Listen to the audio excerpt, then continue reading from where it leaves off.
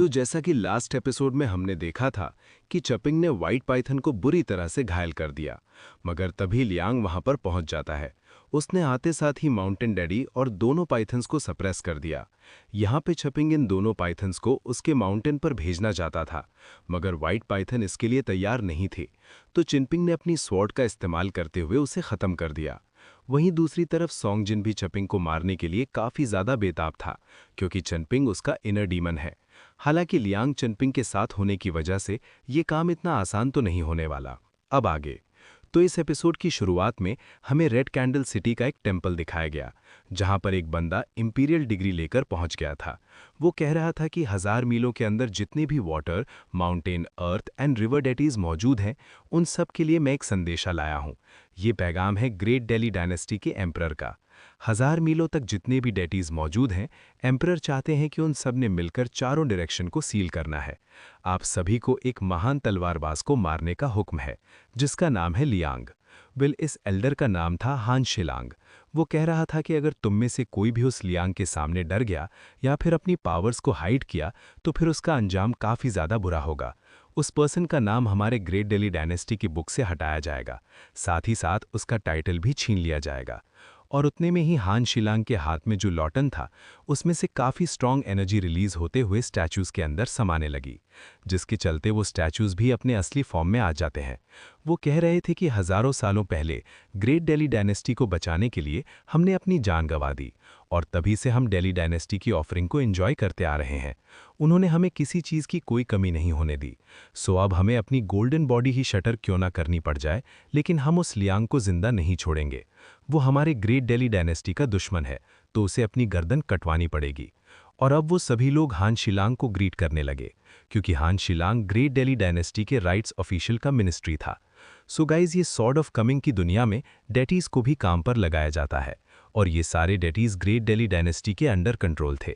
In fact in सभी deities के पास जो टाइटल्स हैं, वो भी एम्परर ने ही बहाल किए थे। वहीं पर हान शिलांग बताने लगा कि इस लियांग को ख़त्म करना तुम सबके लिए एक बहुत ही बड़ी अपॉर्चुनिटी है। उसे ख़त्म करके आप सभी लोग ढेर सारी मेरिट्स को अचीव कर पाओगे। वैसे भी हमने सदर्न रीजन में अपना इन्फ्लुएंस बढ़ाना शुरू कर दिया है, तो वहाँ पर ढेर सारी नई और हायर पोजीशंस अवेलेबल होगी। सो अगर तुम्हें उन पोजीशंस का फ़ायदा उठाना है, तो लियांग को मारना पड़ेगा। इतना कहते साथ ही हान शिलांग वहाँ से रवाना हो गया। वहीं पर वो सभी डेटीज उसे बता रहे थे कि हम उस लियांग को ख़त्म करने की अपनी तरफ से पूरी कोशिश करेंगे। अब सीन शिफ्ट होकर हम चनपिंग और उसके साथियों को देख पाते, जो कि रेड कैंडल टाउन के सामने पहुंच चुके थे। यहाँ पर चनपिंग बाओपिंग को बता रहा था कि एक बार हमारी शॉपिंग हो जाए, फिर मैं तुम्हारे लिए कैंडेड हाउस खरीदूंगा। जो सुनते साथ ही बाओपिंग काफ़ी ज़्यादा एक्साइटेड हो गई। वहीं पर लिन हुआ तो लियांग के गधे पर आराम फरमा रहा था। यहाँ पर लियांग उसे डांट रहा था कि मैं भी इस गधे पर नहीं बैठता, तो फिर तूने ये जुर्रत कैसे दिखाई। इधर लिन अपने फादर से कह रही थी कि मुझे माउंटेन स्पिरिट और डीमन से काफ़ी ज़्यादा डर लगता है, मगर ये टाउन पूरी तरह से सील होने की वजह से मुझे नहीं लगता कि यहाँ पर उनका अटैक होगा। जिस पर एल्डर जू कहने लगे कि हाँ बिल्कुल, यहाँ पर तुम एकदम आराम से रह सकती हो। मगर रेड कैंडल टाउन के गार्ड्स ने उनका रास्ता रोक लिया, तो एल्डर जू वहाँ के पहरेदार को थोड़े बहुत सिल्वर के टुकड़े देते हुए कहने लगे कि प्लीज़ हमें अंदर जाने दीजिए। मगर उस बंदे ने तो सिल्वर पीसेस को तुरंत ही थ्रो कर दिया। वो कह रहा था कि हाउस होल्ड रजिस्ट्री या फिर ट्रैवल परमिट के बगैर तुम्हें एंट्री नहीं मिलेगी। अब जल्दी से यहाँ से दफ़ा हो जाओ। रास्ते को ब्लॉक करना हमारे ग्रेट दिल्ली डायनेस्टी के रूल्स के खिलाफ है, वरना तुम्हें 20 कोड़ों की सज़ा मिलेगी। जिस पर एल्डर जू भी थोड़ी सी गुस्से में कहने लगे कि हमारे एंसेस्टर ने तो ये जिक्र भी नहीं किया कि हमें यहाँ अंदर दाखिल होने के लिए हाउस होल्ड रजिस्ट्री या फिर ट्रैवल परमिट की ज़रूरत पड़ेगी, वरना मैं ज़रूर से उन डॉक्यूमेंट्स को मेरे साथ लाता। तो लिन तुरंत ही अपने फादर को समझाने लगी कि इसे ऑफिशियल चेक पॉइंट पर डॉक्यूमेंट्स का होना काफ़ी ज़्यादा इंपॉर्टेंट है। ग्रेट दिल्ली डायनेस्टी के मिलिट्री ने यहाँ पर कुछ रूल्स को क्लियर किया, उसके हिसाब से रिवॉर्ड्स और पनिशमेंट दी जाती है। और तभी लियांग बिंदास होकर अंदर दाखिल हुआ। उसने उस सिपाही को कुछ डॉक्यूमेंट्स दिखा दिया था, साथ ही उसके हाथों में गोल्ड पीस भी थमा दिया। जो देखते साथ ही उन सिपाहियों ने लियांग को बिल्कुल भी नहीं रोका, और ये सब देखकर चनपिंग और उसके साथी काफ़ी ज़्यादा कन्फ्यूज़ हो गए। वहीं पर लिन हुआ लॉन्ग के नाम से चिल्लाने लगा। वो कह रहा था कि हमें भी तुम्हारे साथ चलो, अगर तुमने ऐसा नहीं किया तो मैं तुम्हारे गधे को मार दूंगा। जो सुनते साथ ही वो गधा भी थोड़ा सा पैनिक हो गया।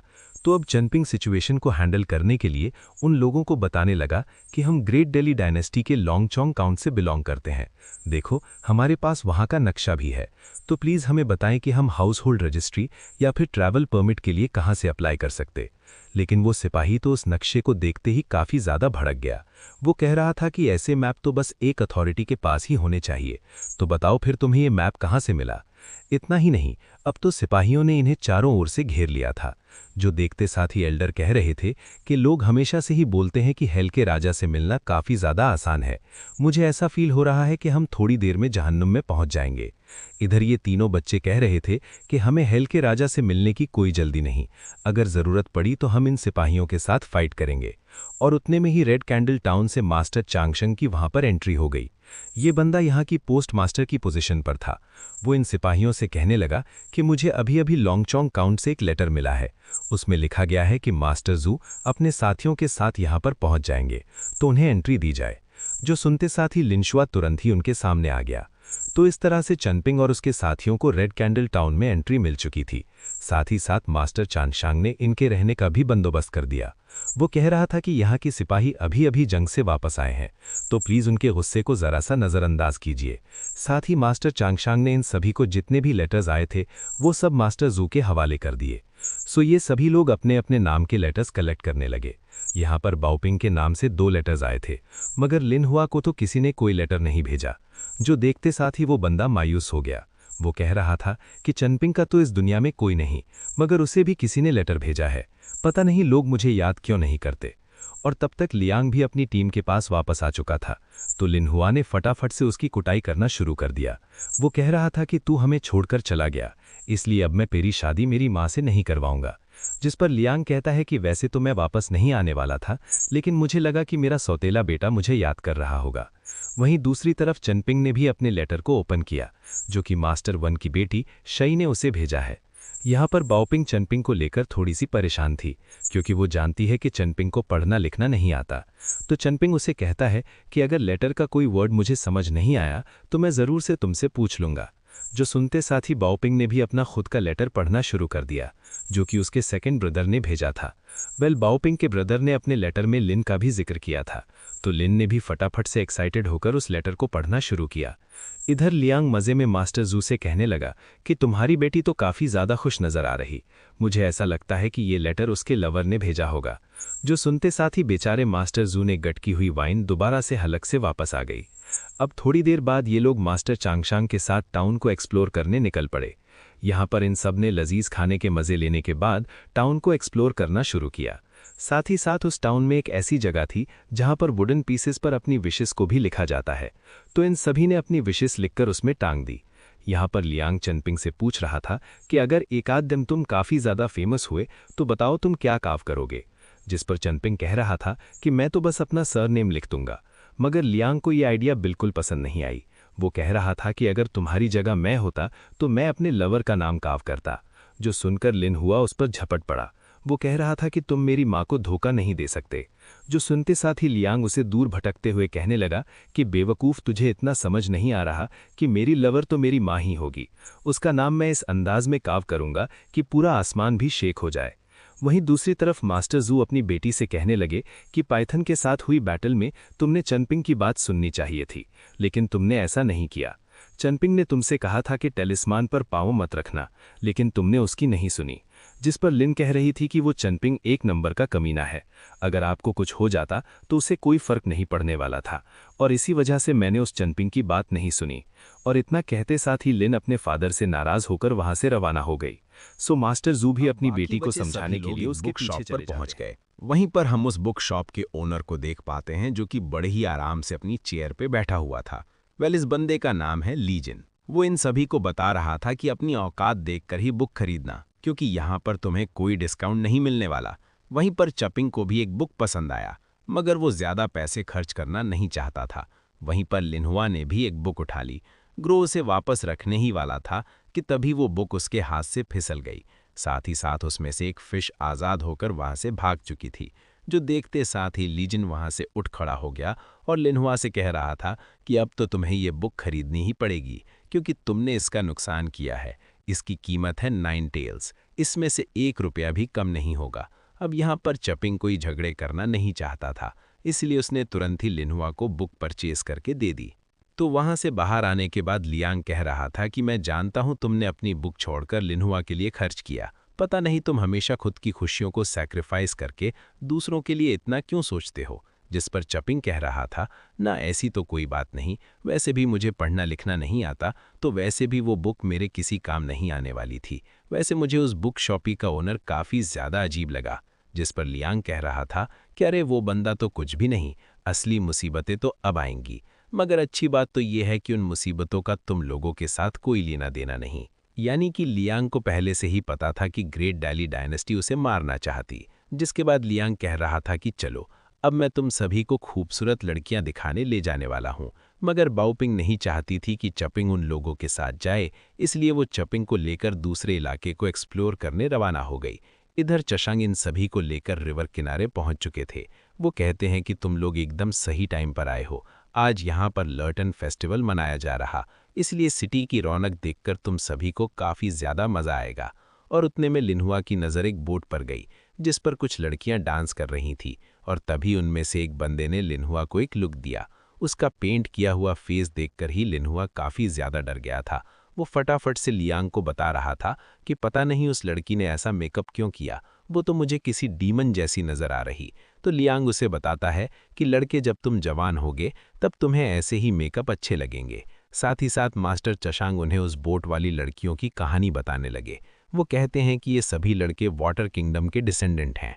ग्रेट डाली डायनेस्टी के पहला इनका ही यहाँ पर राज था। यहाँ के एम्परर ने इनके डायनेस्टी को हराने के बाद इन्हें पनिशमेंट दी कि ये लोग कभी भी किनारे पर नहीं आ सकते। वैसे तो हमारे इस टाउन में 3 नदियाँ बहती हैं, लेकिन यहाँ पर बस 2 ही रिवर गॉड हैं। यहाँ का तीसरा रिवर गॉड इन बोट पर तैनात लड़कियों के एंसेस्टर का दोस्त था। मगर जब ग्रेट डाली डायनेस्टी ने डिवाइन वाटर किंगडम पर अटैक किया, तब ये किंगडम पूरी तरह से डिस्ट्रॉय हो गया। तो इनके सभी एंसेस्टर्स अपनी जान बचाने के लिए यहाँ से भाग निकले, मगर उनकी मुसीबत ये थी कि वो रिवर्स को क्रॉस नहीं कर सकते, तो उन्हें हमेशा के लिए चीज़ माउंटेन पर ही ट्रैप होकर रहना पड़ गया। दरअसल ये एल्डर उसी माउंटेन का जिक्र कर रहे हैं जहाँ पर चनपिंग ने 2 पाइथन्स का मुकाबला किया था। चंगशिंग बताते हैं कि उस माउंटेन का अर्थ डेटी पहला यहाँ का रिवर गॉड था। वो बंदा अपनी लॉयल्टी के लिए फेमस था, तो उसने डिवाइन वाटर किंगडम के भागे हुए एंसेस्टर को अपने माउंटेन पर पनाह दी। मगर जब उस डेटी के सीक्रेट मिशन के बारे में एम्परर को पता चला, तब उसने गुस्से में आकर उस माउंटेन डेटी की गोल्डन बॉडी को स्मैश कर दिया। दरअसल चंगशिंग उसी डेटी की बात कर रहे हैं जिनकी जंगल में इनके साथ मुलाकात हुई थी। तो यहाँ के एम्परर ने माउंटेन गॉड के स्टैचू को अलग अलग हिस्सों में फेंक दिया। उस डेटी से उसकी सारी डिवाइन पावर छीन कर उसे पावरलेस बना दिया। वो बंदा हमेशा ग्रेट डाली डायनेस्टी के टॉर्चर को सहन करता आया, लेकिन उस माउंटेन गॉड की एक लवर थी जिसने हमेशा ही माउंटेन गॉड की इबादत की। तो उस बंदे ने अपनी जान जोखिम में डालकर उनके सारे पीसेस को जमा करना शुरू किया। उसने उन सभी पीसेस को चीज़ माउंटेन पर जोड़ दिया, जिसके चलते माउंटेन गॉड का स्टैचू दोबारा से अवेकन हो गया। जिसके चलते उस स्टैचू में मौजूद थोड़ी बहुत इमॉर्टल एनर्जी उस माउंटेन गॉड को मिल चुकी थी, जिसके चलते माउंटेन गॉड आज तक भी सर्वाइव कर पाया। मगर कुछ ही दिनों बाद उनके लवर की मौत हो गई, और जब वो दोबारा से इस दुनिया में रीइंकार्नेट होकर वापस आईं, तब वो अपना पास्ट का कनेक्शन भूल चुकी थी। हालांकि माउंटेन गॉड को पूरा यकीन है कि वो दोबारा से उनके पास ज़रूर से वापस आएगी। वहीं दूसरी तरफ चनपिंग और बाओपिंग ने भी एक स्टोरी टेलर के जरिए सारी कहानी सुन ली थी। बाओपिंग कहने लगी कि मुझे तो लगा था वो डेटी काफ़ी ज़्यादा इविल होगा, मगर वो तो एक नेक दिल पर्सन था। अगर हमें ये बात पता होती तो शायद मैं उसके साथ काफ़ी अच्छा बर्ताव करती। तो चनपिंग भी उसकी बात से पूरी तरह से एग्री हो गया। इधर लिनहुआ और इन बाकी के सभी लोगों को उस डेटी के लिए काफ़ी ज़्यादा बुरा लग रहा था, और उतने में लिनहुआ को कुछ याद आया। वो लियांग से कह रहा था कि मुझे यहाँ से जाना पड़ेगा, मैं बाओपिंग और लिनहुआ के पास वापस जा रहा हूँ। अब यहाँ पर लियांग उसे अकेला छोड़ना तो नहीं चाहता था, लेकिन मास्टर चिंगशिंग कहने लगे कि आप बिल्कुल फिक्र मत करो, मैं उसके साथ जाऊँगा। वहीं दूसरी तरफ लिन ने बाओपिंग के बड़े भाई का लेटर पढ़ लिया था, और तभी मास्टर जू वहां पर पहुंच गए। उन्होंने नोटिस किया कि उनकी बेटी काफ़ी ज़्यादा खुश है। इनफैक्ट लिन तो उनसे कह रही थी कि आपने एकदम सही कहा, मैं हमेशा चनपिंग के साथ बुरा बर्ताव करती आई, लेकिन अब मुझे रियलाइज़ हो चुका है कि चनपिंग काफ़ी अच्छा इंसान है, इसलिए मैं अब उसके साथ बिल्कुल बदतमीज़ी नहीं करूँगी। पहले वो बेचारा किस्मत का मारा है, तो मैं उसे और ज्यादा तंग नहीं करूंगी। वहीं दूसरी तरफ लिंशा लियांग से कहने लगा कि चनपिंग इतना ज्यादा कंजूस होने के बावजूद भी उसने लिन्हुआ के लिए उतनी महंगी बुक खरीदी। क्या वो ब्रोकन वाटर क्लिप बुक काफी ज्यादा इंपॉर्टेंट थी? जिस पर लियांग बता रहा था, हाँ बिल्कुल, वो बुक कईयों सालों पुरानी है, लेकिन लिन्हुआ ने उसे ब्रेक करने की वजह से वो बुक चनपिंग को सस्ते में मिल गई। वैसे अगर चनपिंग की कंजूसी की बात की जाए तो वो तुम सब पर खर्चा करने के लिए जरा भी पीछे नहीं हटता। इनफैक्ट वो तुम सब बच्चों के लिए अपनी खुशियों को सैक्रिफाइस करेगा। जिस पर लिंशा कह रहा था कि इस सिटी में भी चनपिंग जैसे कई सारे गरीब लोग होंगे। कुछ लोग अपने पैसों की नुमाइश करते और कुछ के पास तो पेट भर के खाना खाने के लिए भी पैसा नहीं होता। पता नहीं हेवन ने हम सबके साथ ऐसी नाइंसाफी क्यों की होगी। जिस पर लियांग कह रहा था कि हेवन पर उंगली नहीं उठा सकते, मगर हाँ तुम अपनी किस्मत को जरूर से आजमा सकते हो। अगर तुम गरीब घर में पैदा हुए, इसका मतलब ये तो नहीं कि तुम गरीबी में ही मारी जाओगे। तुम अपनी किस्मत को खुद ही बदल सकते हो। वहीं दूसरी तरफ लिन अपने फादर को बता रही थी कि सेकंड यंग मास्टर ने मुझे एक ऑफर दिया है। वो चाहती है कि मैं ग्रेट डाली डायनेस्टी की मिलिट्री को ज्वाइन करूं। अगर ऐसा हुआ तो क्या पता आगे चलकर मैं भी एक इंपीरियल लेडी बन जाऊं। जो सुनकर मास्टर जू भी हंसने लगे। वो कह रहे थे कि तुम अब काफी ज्यादा बड़ी हो चुकी हो, तो मेरे ख्याल से तुमने अपना जीवन साथी ढूंढना चाहिए। लेकिन मैं चाहता हूं कि यहां से वापस जाने के बाद तुम चनपिंग से माफी मांगो। मैं इस मैटर को सुलझाना चाहता हूं। हालांकि चनपिंग का नाम सुनते ही लिन के हाव भाव बदल गए। वो अब काफी ज्यादा गुस्से में थी। इधर नदी किनारे कई सारे लड़के उन बोट पर सवार लड़कियों की खूबसूरती की तारीफें कर रहे थे। वो कह रहे थे कि प्लीज हमें भी आपके पास बुला लो, हम आपके डांस को और भी नजदीक से देखना चाहते हैं। इधर लियांग को इन लोगों की बातें सुनकर काफी ज्यादा गुस्सा आ रहा था। वो कहता है कि जेंटलमैन कभी ऐसी हरकतें नहीं करते, ये तो उन लड़कियों को छेड़ रहे हैं। और फिर क्या, थोड़ी देर में लियांग भी उन लड़कों में शामिल हो गया। यहाँ पर तो उसने अपनी गोल टेल भी बाहर निकाल ली थी। अब लियांग को वहां देखते साथ ही उन लड़कियों ने अपनी बोट को रोक लिया। वो बंदी लियांग से कह रही थी कि हाँ गोल्ड मुझे काफी ज्यादा पसंद है, मगर तुम मुझे बिल्कुल पसंद नहीं आई। इतना ही नहीं, उसने तो लियांग का गोल्ड भी उससे ले लिया था। उस बंदी ने तो लियांग को छोड़कर लिनशुआ को ही अपने बोट पर इनवाइट किया। जो देख लियांग कह रहा था कि अरे इस बच्चे के पास तो कुछ भी पैसे नहीं। जिस पर वो बंदी कह रही थी कि इस यंग मास्टर को पैसे देने की भी कोई जरूरत नहीं, हमें तो ये लड़का काफी ज्यादा पसंद आया। हालांकि लिनशुआ ने उस बोट पर जाने से मना कर दिया। जो देख लियांग लिनशुआ से कहने लगा कि तेरी हरकतें देखकर ही पता चल रहा कि तू आगे चलकर सिंगल ही मरने वाला है। यहाँ पर लिनशुआ उससे कहता है कि उस बंदी ने आपका नाम लेकर आपको पुकारा था, यानी कि वो आपको पहले से ही जानती है। तो लियांग कह रहा था, हाँ बिल्कुल, यहाँ पर मुझे मारने के लिए काफी सारे जाल बिछा के रखे हैं, जिन्हें मैं 1 बाय 1 एक्सपोज करूंगा। और इतना कहते साथ ही लियांग उस बोट पर कूद गया। वहीं दूसरी तरफ बाओपिंग और लिन्हुआ सबसे छुपकर बुक शॉप की तरफ रवाना हो गए। ये दोनों चनपिंग के लिए बुक खरीदना चाहते थे, जो कि पैसों की कमी होने की वजह से चनपिंग ने वापस रख दी थी। मगर उन दोनों ने देखा कि उस बुक शॉप से काफी स्ट्रॉन्ग ईविल ओरा रिलीज हो रही। दरअसल मास्टर हान शीलांग उस बुक शॉप में पहुंच चुका था। वो यहाँ के ओनर लीजन को बताने लगा कि लियांग यहाँ आकर एक किलिंग फॉर्मेशन में ट्रैप हो गया है। यहाँ से बाहर जाने वाले रूट्स ईस्ट, साउथ, वेस्ट और नॉर्थ, ये सब हमने सील्ड कर दिए, तो तुम्हें उस लियांग पर कोई अटैक करने की जरूरत नहीं पड़ने वाली। तुम तो बस अपनी ग्रीन फिशेस का इस्तेमाल करके उस बंदे पर नजर रखो। जिस पर लीजन कहने लगा कि ये मिशन काफी इंपॉर्टेंट है और मैं ठहरा एक मामूली सा व्यापारी, तो भला मैं इस ग्रेट मिशन में क्या ही मदद कर पाऊंगा। जिस पर हान शीलांग कह रहा था कि तुम्हें बस अपनी मछलियों का इस्तेमाल करना है और उसके बदले में तुम्हें मिलेगा एक ब्राइट फ्यूचर। जिस पर जेलिन कहने लगा कि ये तुम बड़े लोगों का तूफान है, इसमें मेरी मछलियां किसी काम नहीं आने वाली और ना ही मुझे ब्राइट फ्यूचर की जरूरत पड़ेगी। मुझे तो बस शांति से जिंदगी को लीड करना है। जो सुनते साथ ही वहां पर एक और बंदा पहुंच गया। उसने बड़ी ही तेजी से लीजिन को चोक करना शुरू कर दिया था। वो कहता है कि चुपचाप से हमारे साथ शामिल हो जाओ, और अगर गलती से भी ये इन्फॉर्मेशन लियांग तक पहुंचा दी तो मैं खुद तुम्हारी गोल्डन बॉडी को शैटर कर दूंगा। मगर लिनहुआ और बाओपिंग ने उनकी सारी बातें सुन ली थी। यहाँ पर हान शीलांग कहने लगा कि लीजन, इस मिशन के पूरा होते ही मैं तुम्हें वादा नहीं कर सकता कि तुम्हें रिवर गॉड की पोजीशन मिलेगी, लेकिन हमारे एम्परर तुम्हारा नाम हमेशा याद रखेंगे और यही तुम्हारे लिए एक तब्दील अच्छा होकर मौका उस बंदे की पकड़ से आज़ाद हो गया। जिसके बाद वो हंग से कह रहा था कि चलो ठीक है, मैं इस मिशन में तुम्हारा साथ देने के लिए तैयार हूं। यहाँ पर लीजन के आसपास एक फिश अपीयर हुई, जिसे देखते साथ ही लिनोहा काफी ज्यादा पैनिकी हो गया था। तो उसे चुप कराने के चक्कर में वहां के रैक से एक बुक नीचे गिर गया। जो देखते साथ ही वो बंदा समझ गया था कि किसी ने उनकी बातें सुन ली हैं, इसलिए उस बंदे ने वहां पर तोड़फोड़ मचाना शुरू कर दी। मगर ये दोनों बच्चे जैसे तैसे वहीं पर छुप गए। इस बंदे का नाम था लियो। वो कहने लगा कि यहाँ पर मुझे किसी की ऑरा महसूस हो रही है। शायद उस पर्सन ने हमारी बातें सुन ली होगी। जिस पर हंशिश लॉन्ग कहने लगा कि अब इससे कोई फर्क नहीं पड़ने वाला, हमने ऑलरेडी जाल बिछा दिया है, इसलिए अब हम लोग बिल्कुल पीछे नहीं हट सकते। जिसके बाद वो दोनों वहां से रवाना हो गए। इधर लीजिन ने इन दोनों बच्चों की ऑरा को छुपाने में इनकी मदद की थी।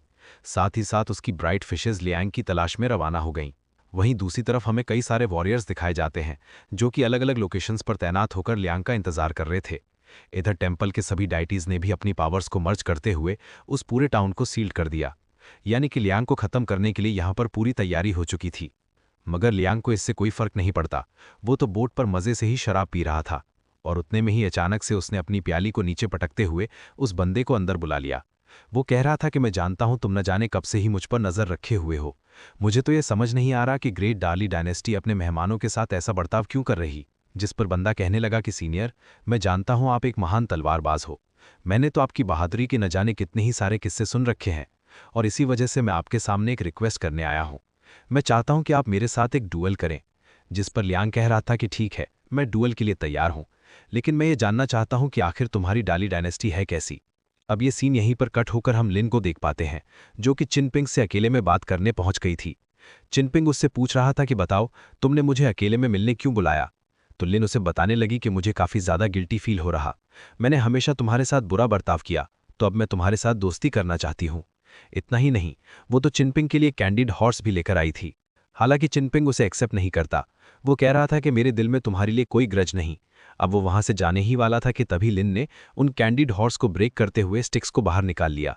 जिसके बाद वो बड़ी ही तेजी के साथ चिनपिंग पर हमले करना शुरू कर देती है। यहाँ पर चिनपिंग के चेहरे पर भी एक चोट लग गई थी, जो देख चिनपिंग ने भी गुस्से में आकर उस बंदे पर एक जोरदार पंची करते हुए उसे काफी दूर पटक दिया। यहाँ पर चिनपिंग उससे कहता है कि मैं पहले से ही जानता था कि तुम मेरे साथ कभी प्यार से बात नहीं करोगी, मगर मुझे इस बात की उम्मीद नहीं थी कि तुम मुझे मारना चाहती हो। जिस पर लिन गुस्से में कहने लगी कि उस माउंटेन पर ही मैंने तुम्हारी पावर्स को विटनेस किया था। मैं तो उसी दिन समझ गई थी कि मैं तुम्हारे जितनी पावरफुल नहीं बन सकती। तो चिनपिंग उससे कहने लगा कि अगर मैं तुमसे ज्यादा पावरफुल हूं, इसमें मेरी कोई गलती नहीं। सिर्फ एक मामूली सी बात को लेकर भला तुमने मुझे मारने की कोशिश क्यों की होगी। जिस पर लिन बताने लगी कि मुझे सेकंड मास्टर का लेटर मिला। उन्होंने उस लेटर में एक सीक्रेट पैगाम लिखा था। वो चाहते हैं कि मैं तुम्हें खत्म कर दूं। और अब एक बार फिर से उस बंदी ने चिनपिंग पर मुसलसल हमले करना शुरू कर दिए। यहाँ पर लिन एकदम पागलों जैसी ही बर्ताव कर रही थी। साथ ही साथ उसने बड़ी ही तेजी से अपनी हेयरपिन चिनपिंग के हाथ में घुसा दी। वो उसे कह रही थी कि तुम एक मामूली सी जाहिल गवार हो, एक नाजायज बच्चा जिसका बाप तो है लेकिन माँ का कोई ठिकाना नहीं। तो भला तेरे जैसे मामूली कीड़े के सामने मैं हार कैसे मान सकती हूँ। और इसी दरमियान उस बंदी ने चिनपिंग की हेयरपिन निकाली। वो तो मास्टर जीशांग के तोहफे से उसे बुरी तरह से घायल करने लगी। यहाँ पर चिनपिंग को इस बंदी पर काफी ज्यादा गुस्सा आ रहा था। लिन उससे कह रही थी कि पता नहीं मेरा बाप हमेशा मुझे ये क्यों बोलता रहता है कि मैंने तेरे सामने माफी मांगनी चाहिए, लेकिन तेरे जैसे गंदे नाली के कीड़े के सामने भला मैं अपना सिर क्यों झुकाऊं।